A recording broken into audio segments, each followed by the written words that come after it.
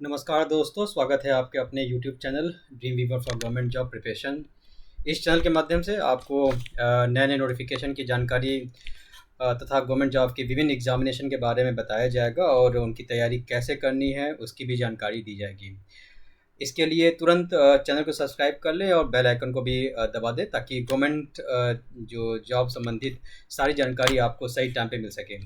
अक्सर ये देखा जाता है कि वैकेंसी हमारे जानकारी कुछ वैकेंसी ऐसी भी होती है जो हमारी जानकारी के अभाव में छूट जाती है, हम उसका बेनिफिट नहीं ले पाते हैं। इसलिए ज़रूरी है आपको इस चैनल को सब्सक्राइब कर लें बिना समय गवाए, ताकि छोटे-छोटे वैकेंसी जो आते हैं उनमें भी आप अपनी पार्टिसिपेशन कर पाएँ। अब वैकेंसी के बारे में मैं बता दूं, अभी करेंट में एक वैकेंसी आई हुई है। बेसिकली ये वैकेंसी आपकी सेंट्रल वेयर हाउस कॉरपोरेशन में है और सेंट्रल वेयर हाउस कॉरपोरेशन में अच्छी वैकेंसी अक्सर आती है। काफ़ी दिनों बाद ये वैकेंसी आई है, हालांकि संख्या काफ़ी कम है इस वैकेंसी की।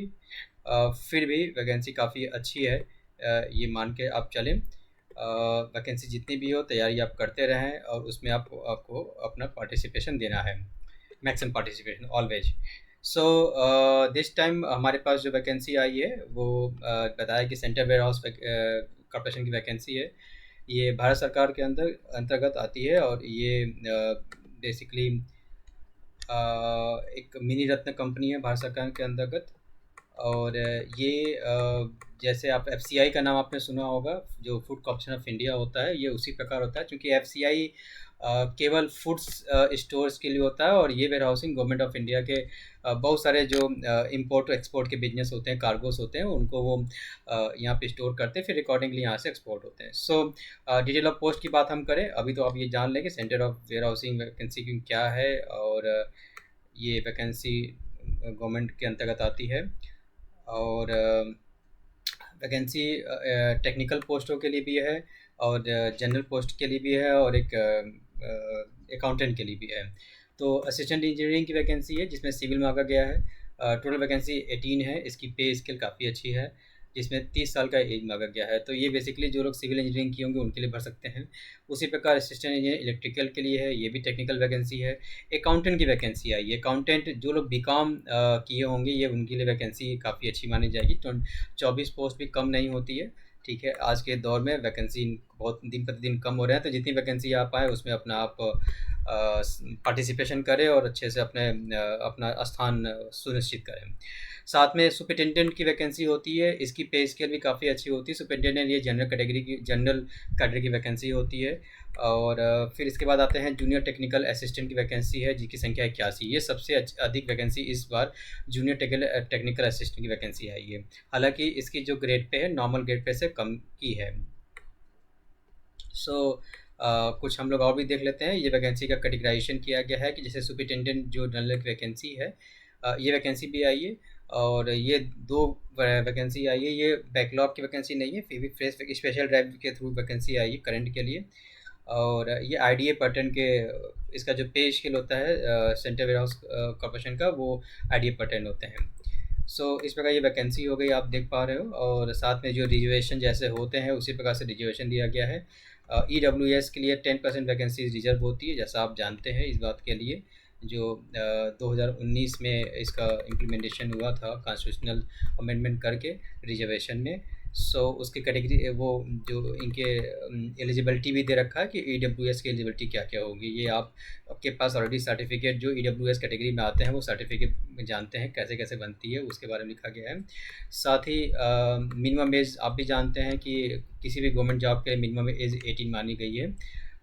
ये उसके बारे में कहते हैं।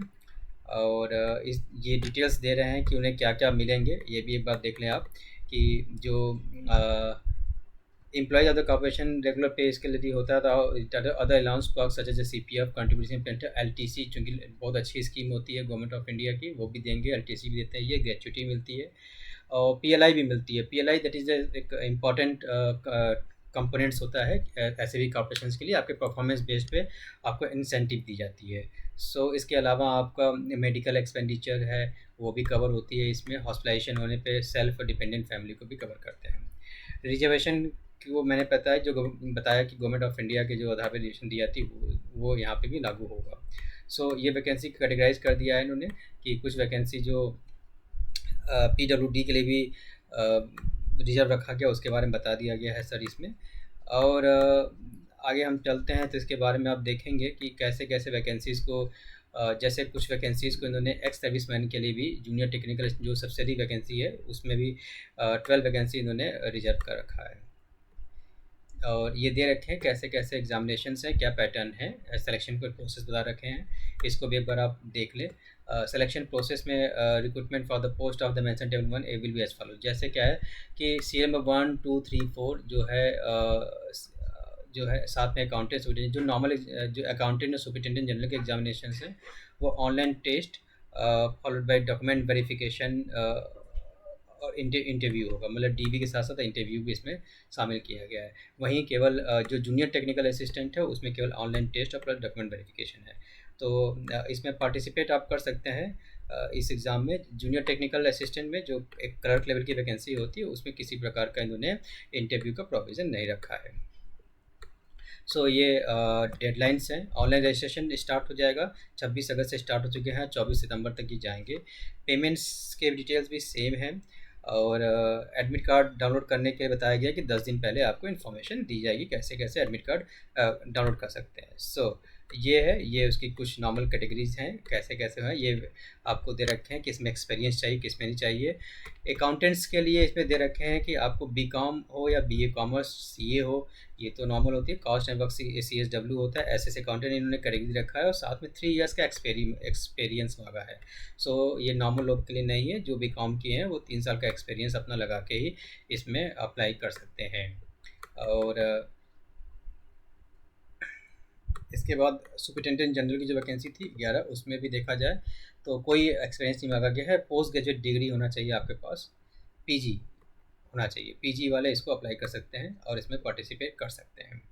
जो जूनियर टेक्निकल असिस्टेंट है, डिग्री इन एग्रीकल्चर और डिग्री विद जूलॉजी, केमिस्ट्री और बायोकेमिस्ट्री एज सब्जेक्ट मांगा गया है इसमें। मतलब जो जूनियर टेक्निकल असिस्टेंट है उनके लिए बेसिकली देखा जाए तो एग्रीकल्चर में डिग्री मांग लिया गया है, जब बीएससी इन जूलॉजी, केमिस्ट्री और बायोकेमिस्ट्री मांग लिया गया है। एलिजिबिलिटी उसी के अनुसार है। आप एलिजिबिलिटी के देखने के बाद ही अपने आप फॉर्म अप्लाई कर सकते हैं और उसकी तैयारी में लग सकते हैं। ये रिजर्वेशंस के कैटेगरी देखें कि ओबीसी के लिए आप जैसे जानते हैं 3 इयर्स की दी जाती है, SC/ST के लिए 5 इयर्स की रिलैक्सेशन दी जाती है। यदि कोई एक्स सर्विसमैन है या कमिश्नर ऑफिसर है यदि तो उन्हें 5 इयर्स की दी जाती है। तो ये डिटेल्स आप पढ़ सकते हैं और साथ ही साथ डिटेल पढ़ें। और इसमें यदि आप इस जो क्राइटेरिया दिया गया है उसमें यदि फॉलो करते हैं तो बेशक आप इसमें अप्लाई करें और अपना स्थान सुनिश्चित करें। छोटी छोटी वैकेंसी है, कभी कभी हम लोग के दिमाग से हट जाती है और नज़र नहीं आती है और हम अपना एक चांस खो बैठते हैं। बहुत इंपॉर्टेंट है वैकेंसी के बाद ये इस वैकेंसी को भरना और समझना उसके बारे में।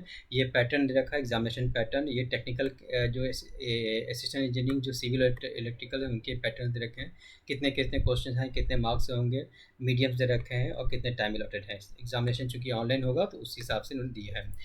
और अकाउंटेंट की वैकेंसी के लिए जैसा मैंने बताया कि आपके ये इसमें भी प्रोफेशनल नॉलेज के 65% क्वेश्चन है जो बीकॉम लेवल या कॉमर्स के क्वेश्चन आएंगे और रिमेनिंग जो जनरल जो बैंकिंग के एग्जामिनेशन जैसे होते हैं वैसे ही इसमें क्वेश्चन के जो प्रारूप दे रखे हैं। इसी के अकॉर्डिंग आप तैयारी आप करेंगे। जो सुपरिटेंडेंट जनरल की वैकेंसी है उसमें कुछ ज़्यादा नहीं है। आपके रीजनिंग के 50 क्वेश्चन, इंग्लिश के 50 क्वेश्चन और साथ में डेटा एनालिसिस इंटरप्रिटेशन जो DI बोलते हैं हम वो 50 क्वेश्चन हैं। ठीक है, तो ये भी वैकेंसी आप देख सकते हैं, पढ़ सकते हैं। अच्छी GA भी आएंगे इसमें, GA 50 क्वेश्चन है। ये जनरल को एग्जामिनेशन है, इसमें आप अप्लाई कर सकते हैं। जो PG किए हैं केवल उनके लिए एप्लीकेबल है। और ये इनके डिटेल्स दे रखे हैं सिलेबस के। इस प्रकार आप देख सकते हैं वैकेंसी काफ़ी अच्छी है, वैकेंसी को भर सकते हैं और बने रहिए ड्रीमवीवर फॉर गवर्नमेंट जॉब्स के साथ और कनेक्टेड रहिए और हमारे चैनल को सब्सक्राइब कर लें और बेल आइकन को दबा दें ताकि आपको जो भी नोटिफिकेशन हम यहाँ से निकलती जाए आपको इन्फॉर्मेशन मिलती जाए। Thank you, bye bye, good night.